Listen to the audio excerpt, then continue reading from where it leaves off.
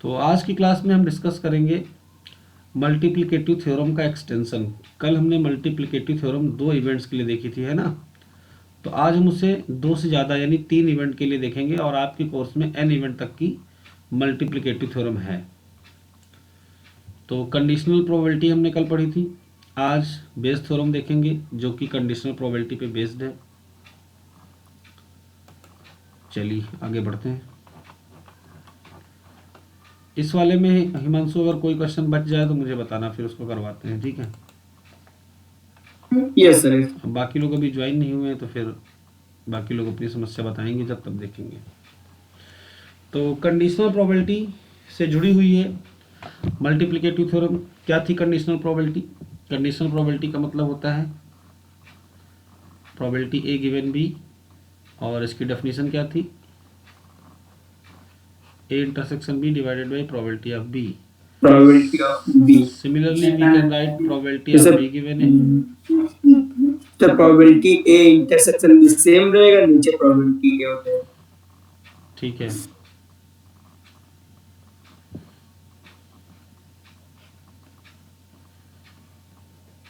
यहाँ से multiplicative theorem बनती है। कैसे? हम इसमें ए इंटरसेक्शन बी को कैसे लिख सकते हैं? प्रोबेबिलिटी बी इंटू ए गिवन बी। और अगर हम यहाँ से ए इंटरसेक्शन बी को लिखें दूसरी वाली से तो क्या लिखेंगे? Probability A into be given है, ठीक है। तो अब इसी थ्योरम को हम लिखेंगे 3 इवेंट के लिए। कैसे लिख पाते हैं जरा देखते हैं।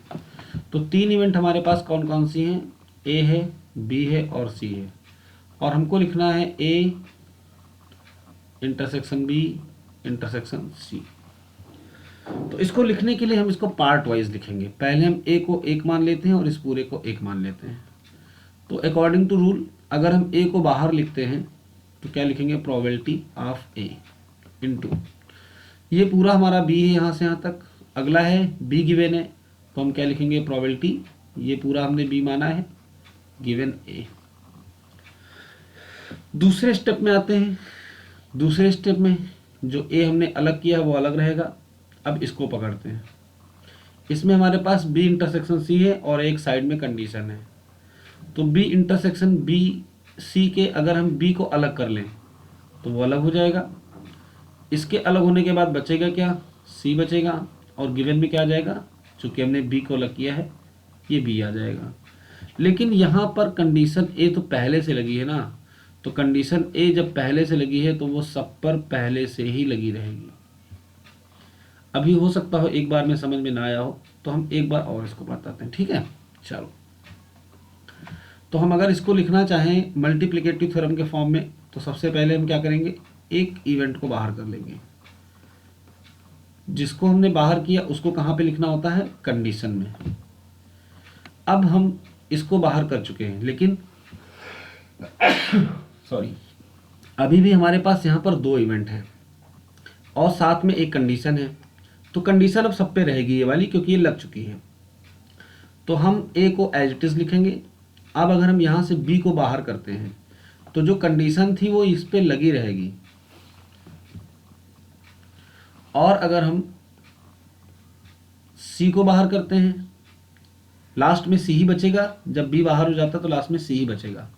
तो सी की कंडीशन में एक तो ए की जो पहले सी थी वो रहेगी, और अब की बार बी बाहर हुआ है तो बी भी आ जाएगा कंडीशन में। तो क्या आप समझ पाए कैसे हम इसको लिख रहे हैं? आपको मेन यहाँ पर क्या याद रखना है? ये याद रखना है डायरेक्ट। चलो हम 4 इवेंट का लिखते हैं, देखते हैं कैसे लिख पाते हैं। तो A intersection B intersection C intersection D. तो डायरेक्ट इस पैटर्न को फॉलो करिए। सबसे पहले प्रोबेबिलिटी ए लिखेंगे, फिर लिखेंगे प्रोबेबिलिटी बी गिवन ए, फिर लिखेंगे प्रोबेबिलिटी सी। अब सी में एक कंडीशन ए की रहेगी और एक रहेगी बी की। इसके बाद लिखेंगे प्रोबेबिलिटी ऑफ डी। डी में कौन रहेगा? एक ए रहेगा पहले से है, फिर बी भी पहले से है, और सी बाहर हुआ तो सी की भी कंडीशन आ जाएगी। तो पैटर्न पकड़ में आया क्या 4 वाली का? यानी एक एक इवेंट बाहर होती जाएगी और वही बाद में कंडीशन में पहुंचती जाएगी और धीरे धीरे कंडीशन में इवेंट्स बढ़ती जाएंगी। तो ये है मल्टीप्लिकेटिव थ्योरम को लिखने का तरीका। ठीक है। अब मान लो कोई व्यक्ति ए को बाहर ना करे, किसी और को बाहर करना चाहे, तो वैसे भी लिखा जा सकता है। कैसे? जैसे कि यहाँ पर इस वाले केस में देखिए, जब बी बाहर है तो बी कंडीशन में पहुंच गया, और सेम चीज़ को हमने ए बाहर किया तो ए को कंडीशन में लिख दिया। ऐसे ही हम 3 इवेंट पे आते हैं। अब की बार हम ए को बाहर नहीं लेंगे, है ना। चलो मान लेते हैं अब की बार हमने सबसे पहले बी को बाहर ले लिया, तो हम इसको कैसे लिखेंगे? प्रोबेबिलिटी बी, और अंदर हमारे पास अभी क्या रहेगा? ए और सी। बी आ जाएगा कंडीशन में, फिर हमने लिख लिया प्रोबेबिलिटी बी। अब की बार ए और सी दो हैं, तो इसमें से हम किसी एक को निकालते हैं। मान लो हमने ए को निकाला, तो बी कंडीशन में रहेगा। तो जब ए को निकाला तो बचेगा कौन? सी, और सी की कंडीशन में बी पहले से रहेगा, और साथ में ए यहाँ निकला था तो ए भी आ गया इसकी कंडीशन में। तो देखो बी के लिए भी लिख गई इवेंट। तो जो चीज़ अभी हमने ए के लिए लिखी थी वो हम बी के लिए भी लिख सकते हैं। सिमिलरली हम इसको सी के लिए भी लिख सकते हैं। चलो सी वाला करके देख लेते हैं। एक बार हम आपको सारा बता देते हैं ताकि आपको कन्फ्यूजन ना हो। हालांकि आपको याद कौन सा करना है? पहला वाला, क्योंकि ये क्रम से चलता है। ए बी गिवन ए, फिर सी गिवन ए बी। अगर 4 वाला देखें तो ए बी गिवन ए, फिर बी के बाद कौन आता? सी, तो सी में ए बी आ जाएगा, फिर सी के बाद आता डी, और डी में तीनों आ जाएंगे। तो पैटर्न रहता है, तो लिखने में आसानी रहती है। ठीक है। चलो अब की बार हमने सी को बाहर कर लिया। जब हमने सी को बाहर किया तो बचा कौन कौन हमारे पास? ए और बी। सी हो गया कंडीशन में। ओके। अब सी तो पहले से बाहर है, इस वाले में हम किसी एक को बाहर ले सकते हैं। मान लो हमने ए को ले लिया।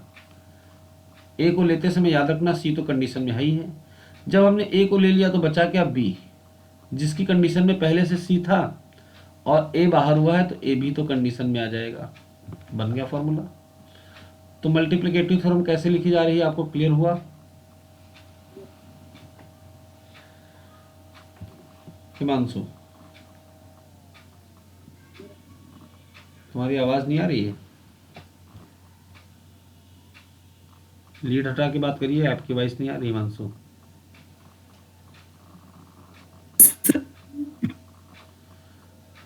चलिए जब आवाज आएगी तब मैं आपकी बात को सुन पाऊंगा, तब तक हम आगे बढ़ते हैं। तो ये तो थी, हाँ अब आई है। यस तो ये तो थी मल्टीप्लिकेटिव थ्योरम। क्लियर हो गई? Yes sir. चलिए ठीक है, आगे बढ़ते हैं।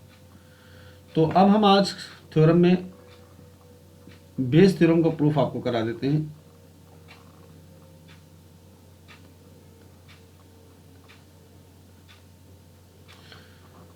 तो हम बेस थ्योरम का प्रूफ समझे इससे पहले कि हम जान लेते हैं बेस थ्योरम होती क्या है।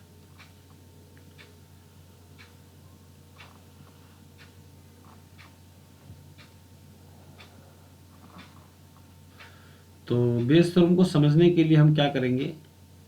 हमारे पास कुछ इवेंट्स हैं, A1 A2 A3 ऐसे ऐसे करके हमारे पास एक इवेंट है, कौन सी? लास्ट में AN, और एक इवेंट B है जो इनमें से किसी से भी हो सकती है। ये A1 से भी हो सकती है,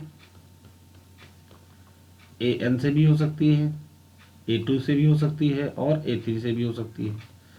तो इस इवेंट को हम क्या नाम देते हैं? B।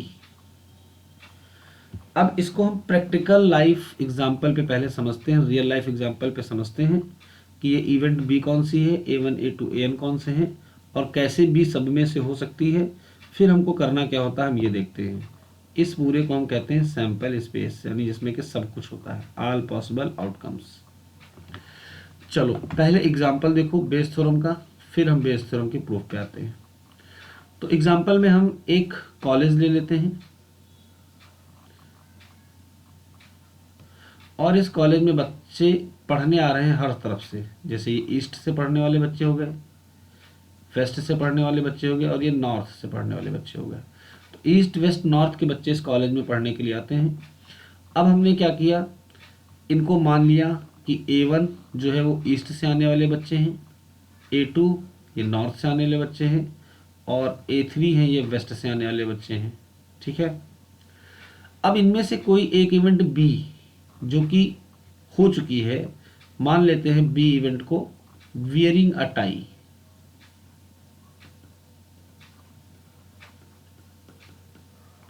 टाई का पहनना। तो मान लो हम इस स्कूल में से किसी एक बच्चे को चूज कर लें, कोई भी एक बच्चा रैंडमली। मान लो यहाँ पर कितने बच्चे हैं, 100। हमने किसी एक बच्चे को चूज किया और हमने क्या देखा कि इस स्टूडेंट ने टाई पहन रखी है, टाई पहन रखी है। तो ये वो इवेंट है जो टाई पहनने की इवेंट है, जिसको हम कहते हैं किसी से भी हो सकती है। तो टाई का पहनना, ईस्ट वाला बच्चा भी टाई पहन सकता है, नॉर्थ वाला भी पहन सकता है और वेस्ट वाला भी पहन सकता है। तो टाई पहनने की इवेंट किसी से भी हो सकती है। तो B the event of wearing a tie and we known to it, हमको ये पता रहता है, ये दिया जाता है कि इवेंट भी हो चुकी है।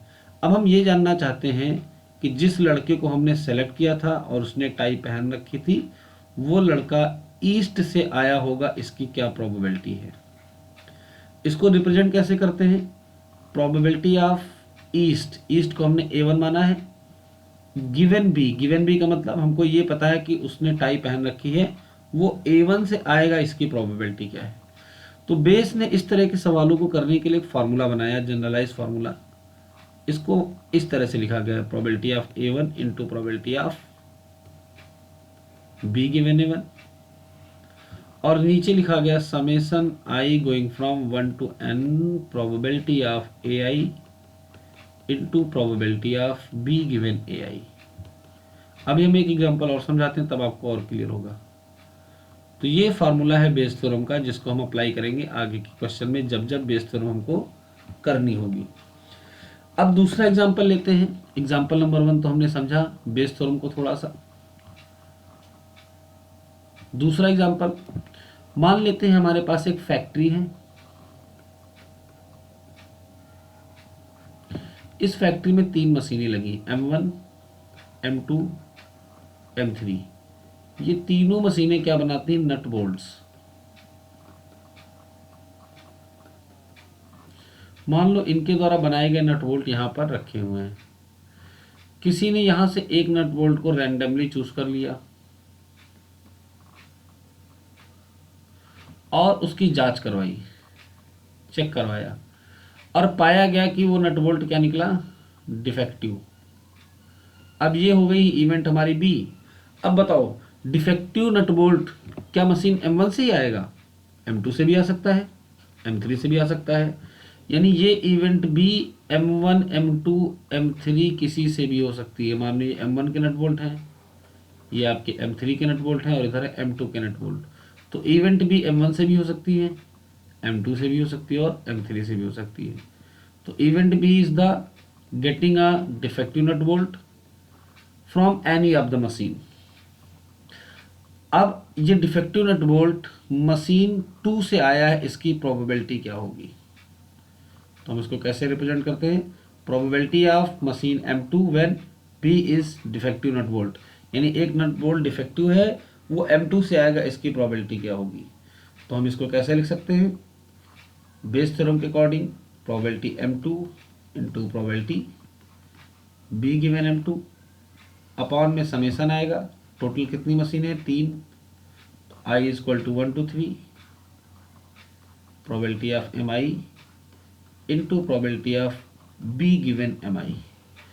ये जो समेशन है ये बताता है कि 3 इवेंट हैं, तो तीनों का सम यानी टोटल वाला नीचे रहता है, और M2 का निकालते हैं तो M2 वाला ऊपर रहता है। अगर हम नीचे वाले हिस्से को ओपन करके लिखें तो कैसे लिखेंगे, I की पहली वैल्यू 1 होगी, यानी यहाँ पर आएगा probability of M1, probability of B given M1, probability of M2, probability of B given M2, probability of M3, probability of B given M3। तो ऐसे भी हम लिख सकते हैं या समेशन के फॉर्म में लिख सकते हैं। तो बेस थ्योरम का ये फार्मूला है।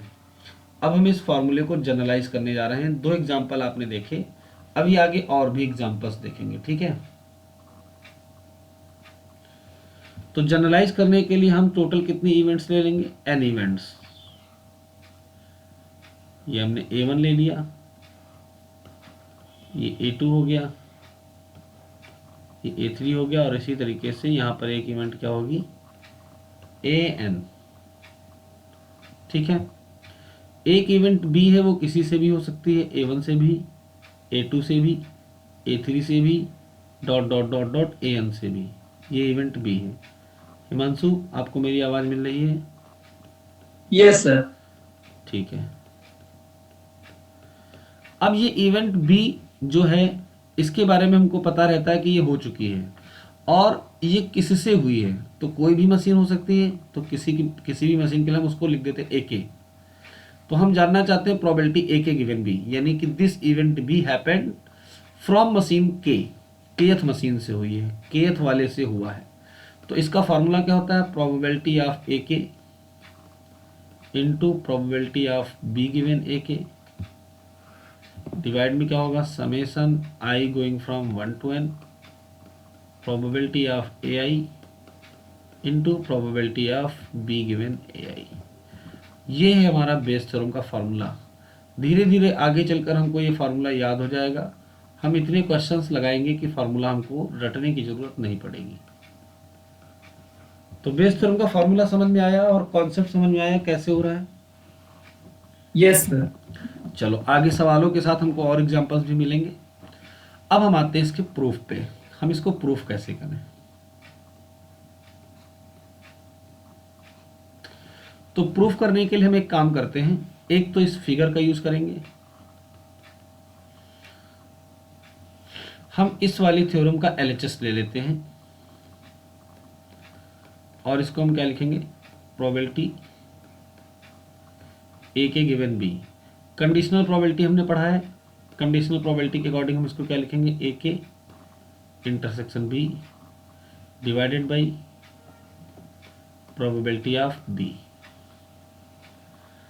अब अगर हम AK इंटरसेक्शन B की वैल्यू को लिखना चाहें मल्टीप्लिकेटिव थ्योरम से, तो क्या लिख सकते हैं, probability of AK into probability of B given AK, और डिवाइड में क्या आ जाएगा, प्रोबेबिलिटी ऑफ B। तो आपने देखा कि हम ये लेकर चले थे और हमने इसको इसके बराबर लिख लिया। यहाँ तक कोई दिक्कत हो तो बताओ। यहाँ पर हमने कंडीशनल प्रोबेबिलिटी की थ्योरम यूज की, यस सर। मल्टीप्लिकेटिव। इसको मान लेते हैं क्वेश्चन नंबर 1। अब अगर इसको हम ऊपर वाली से मैच करें तो देखो ऊपर का हिस्सा प्रूफ हो चुका है, सेम हो गया है।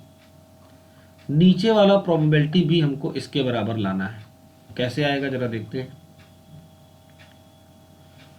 तो प्रोबेबिलिटी B के लिए हम सबसे पहले B लिख लेते हैं।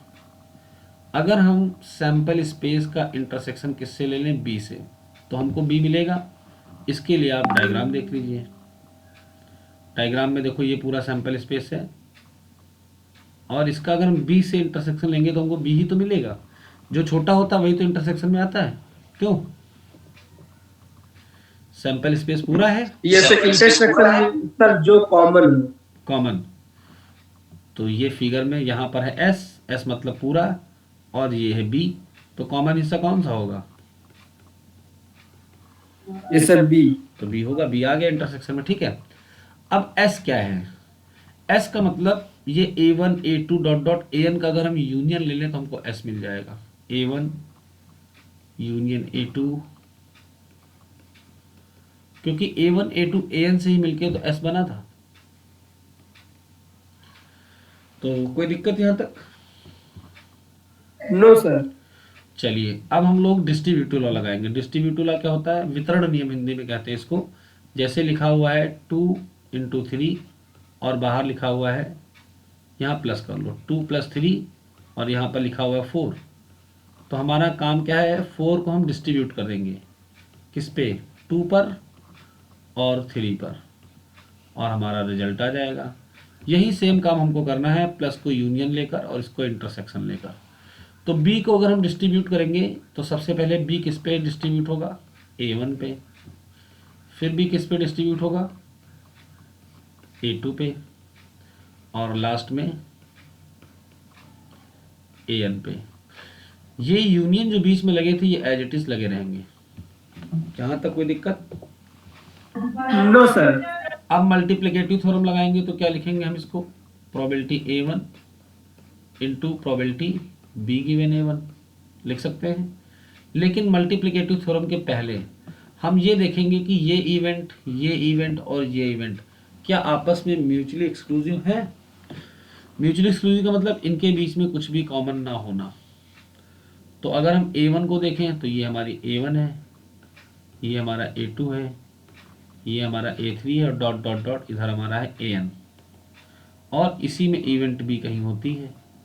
तो A1 इंटरसेक्शन B तो ये हो गया, ये A2 इंटरसेक्शन B हो गया। तो क्या A1 इंटरसेक्शन B और A2 इंटरसेक्शन B में कुछ भी कॉमन दिख रहा है? दोनों अलग अलग है।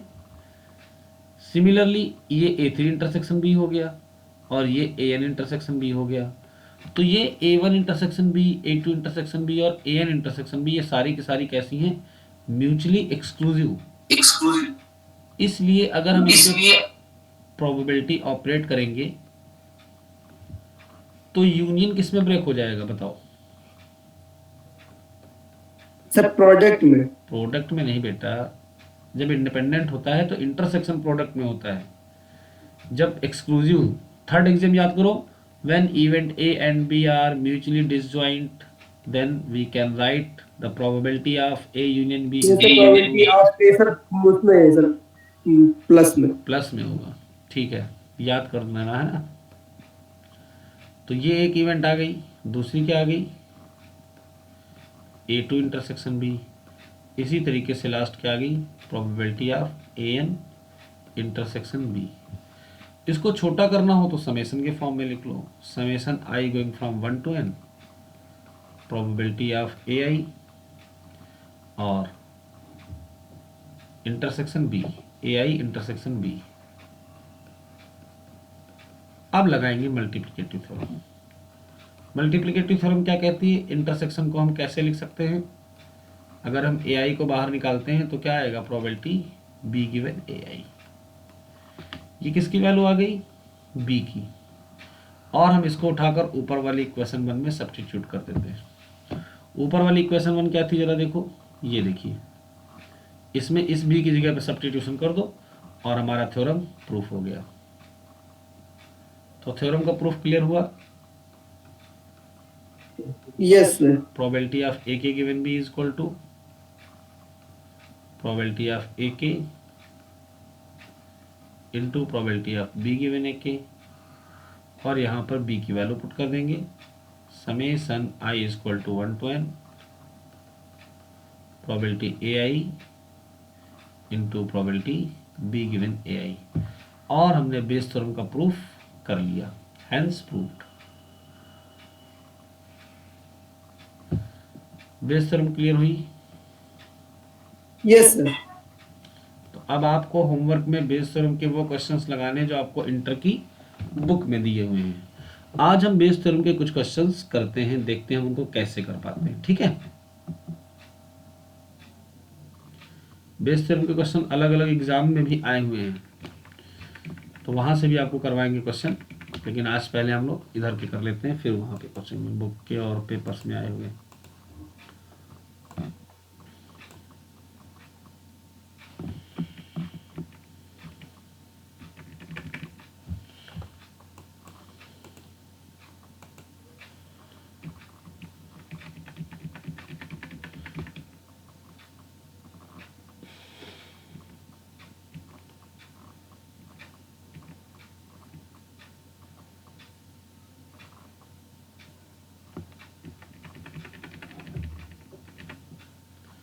चलो बेस थ्योरम के एक दो क्वेश्चन हम आज जल्दी से करते हैं।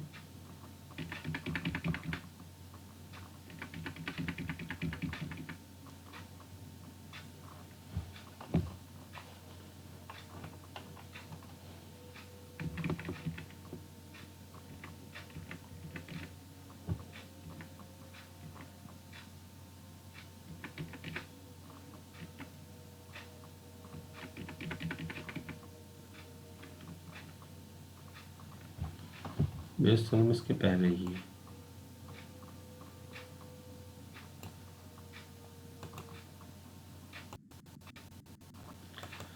चलिए बेस थ्योरम का क्वेश्चन करते हैं हम लोग। ये क्वेश्चन क्या है देखते हैं। In a bolt factory machine A B and C manufacture respectively 25%, 35% and 40% of the total product.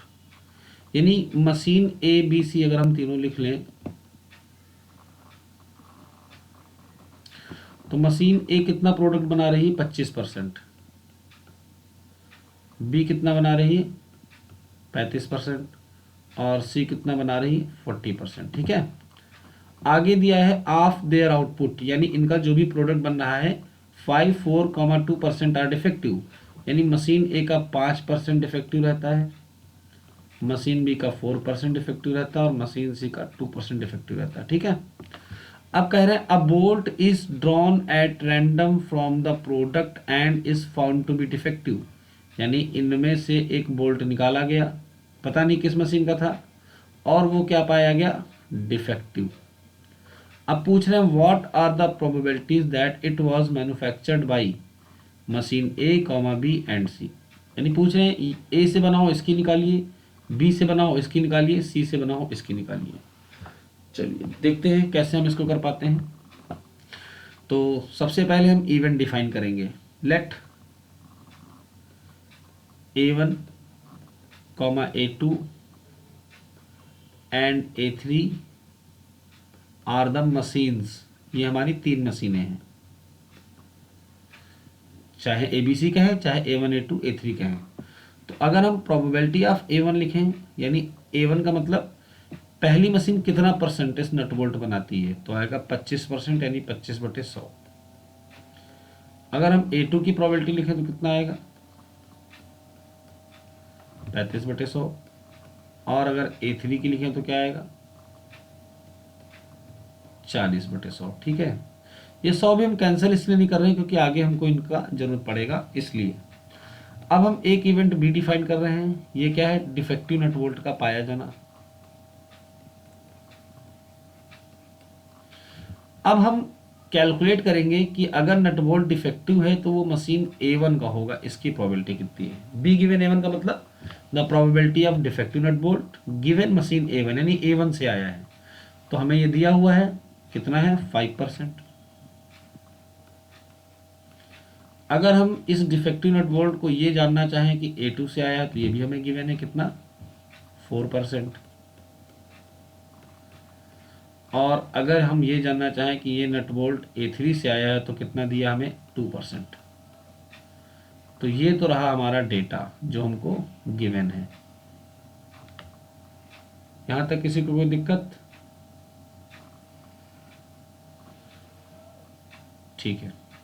अब ये पूछ रहा है मशीन A, B या C, तीनों से पूछ रहा है, तो हम पहले मशीन A का निकालेंगे, यानी हमको निकालना है probability of A1 given B। Formula क्या बनेगा probability A1 into probability B given A1, और अपॉन में क्या आएगा summation I is equal to 1 to n probability of AI into probability of B given AI। Put कर देते हैं। A1 की प्रोबेबिलिटी हमारे पास कितनी है 25/100, और अगर B गिवन A1 की देखें तो 5/100।